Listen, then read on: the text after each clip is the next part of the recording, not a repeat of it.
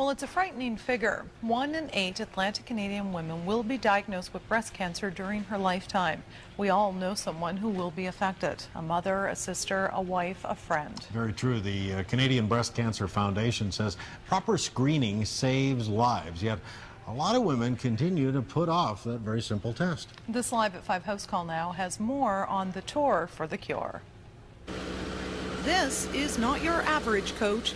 This is the Canadian Breast Cancer Foundation's Tour for the Cure bus.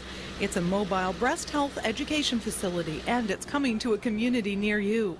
Here in Atlantic Canada, breast cancer screening rates continue to be low. In Nova Scotia, for example, less than 50% of all eligible women get regular mammograms. Nancy Margison is the CEO of the Canadian Breast Cancer Foundation Atlantic Region. We are not happy with the screening rates in Atlantic Canada right now, so we'd like to get those up to a much more respectable level. And we feel that information, education, awareness is the best method of doing this. Margison says she'd like to see that number increase to 85% by 2010.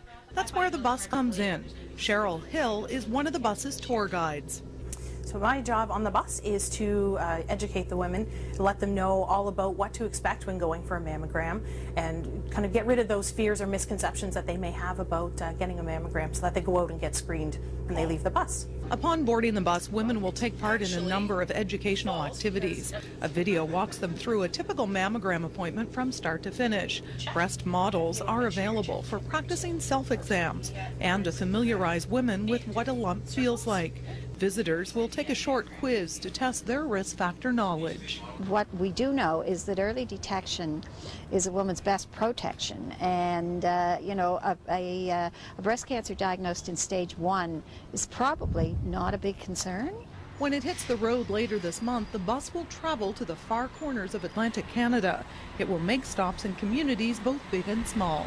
We are traveling to 124 stops in 110 communities all around Atlantic Canada, so we hope to cover as much ground as we can. Organizers are encouraging as many people as possible to come take a tour of the bus, both men and women, young and old alike. They're excited about the project, and they hope others will get on board too.